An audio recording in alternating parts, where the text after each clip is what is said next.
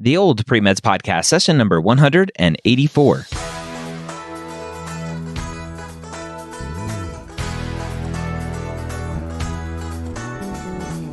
You're a non-traditional student entering the medical field on your terms. You may have had some hiccups along the way, but now you're ready to change course and go back and serve others as a physician. This podcast is here to help answer your questions and help educate you on your non-traditional journey to becoming a physician. Welcome to the OldPreMeds podcast. My name is Dr. Ryan Gray, your host here every week, where I take questions directly from you from the OldPreMeds forum over at premedforums.com. If you find the non-traditional pre-med forum, we call that the old pre-med forum over here. Even though you may not be old, you're still considered an old pre-med if you are a non-traditional pre-med student. Today we have a great question from someone looking at the MCAT timing and the delay potentially because of some personal issues. Our student today says, I'm taking my prereqs over the course of 3 years at a community college rather than 2 years, after which I will transfer to finish my bachelor's at a 4-year university. I know most schools have a 3-year eligibility for the MCAT score, which is where some of the worry comes from in terms of my situation. By spring of 2020, I will have finished my 3rd year at community college and will have all prerequisites completed, including biochemistry, which I'm taking online. Ideally, I'll apply in 2021 for medical school. My spring 2020 schedule looks relatively light in terms of course load, and I am wondering if I should take the MCAT spring of 2020, a year before applying, while the prereqs are more fresh in my mind. I have more time to study, not rushed by applying to school, but this will only allow me to use the MCAT score for 2 cycles. Whereas if I took it my junior year at a 4-year university, I would have a harder load of upper division coursework, not as much time to study, but I would be able to use the MCAT for 3 cycles. Thanks for any advice. All right. Interesting question. And this is great. I love that this student is thinking through this process so much that they're like, well, if I take it here, I can use it this many times. If I take it here, I can use it this many times. And they have the good, I forget who came up with the pros and cons list, whether it was Benjamin Franklin or Thomas Edison, one of those super smart dudes.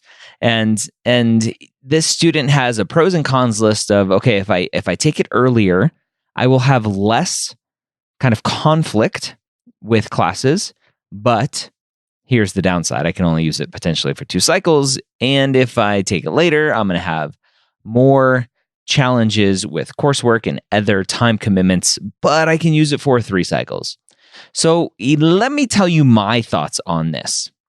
My thoughts on this are that you should take it when you, number one, are most prepared for it. And so I would love for you to plan on taking it earlier rather than later. And if you are preparing for it and finding that you're not getting near the score that you want, you can then say, you know what? I don't need to take it now. I'll take it later. That's a tricky situation, though, because your brain is then going, ooh, I don't need to take it now. I'm going to go party on Friday night and Saturday night and Sunday night and Wednesday night and Thursday night. And now all of a sudden you can't take it earlier because you had a plan B. So I am all for taking it early. 2 cycles for most students is plenty of time to get into medical school.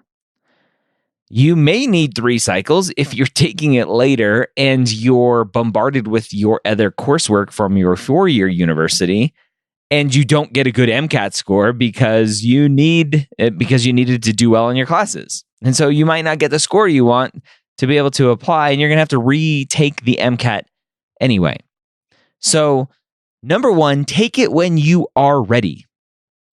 That's goal number 1. That should be on everybody's mind. Do not rush the MCAT. You have to take it when you are ready.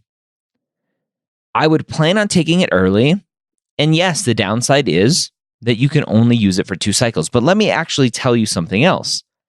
one of the biggest mistakes that students make with reapplying to medical school is reapplying too soon. And so if the MCAT isn't your issue with applying to medical school and getting in the first time, if there are some other big deficits in your application, you shouldn't reapply quickly anyway. You need to take the time to fix your application before applying again. And so you probably only actually get to use it one time. But I still think it's probably the right move. Even though the MCAT is a beast and I would never wish on my deepest, darkest enemy the need to take it more than once, I think that's the right move. Take it earlier when you have less commitments outside of your classroom, or less commitments outside of the MCAT, actually. And again, making sure that, first of all, you are ready for the MCAT. So I hope that was helpful for you with your MCAT prep. Remember, the MCAT is a beast. You have to respect the MCAT.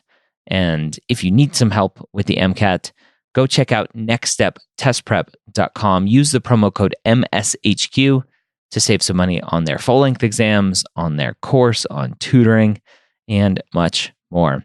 If you qualify for FAP, you can get the course, their MCAT course, for 50% off. Not a lot of students know that. So FAP is the fee assistance program. If you qualify for that, if you apply through AMCAS or COMAS or AAMC in the AOA rather, and you qualify for FAP, then you can go to Next Step and say, hey, I qualified for FAP. I would like the MCAT course, and it's half off, which is amazing.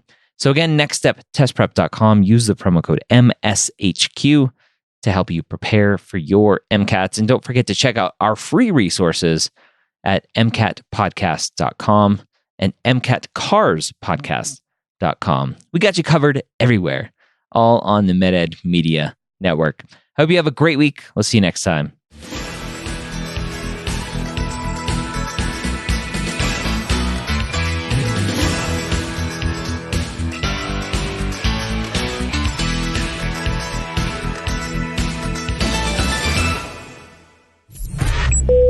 This is MedEd Media.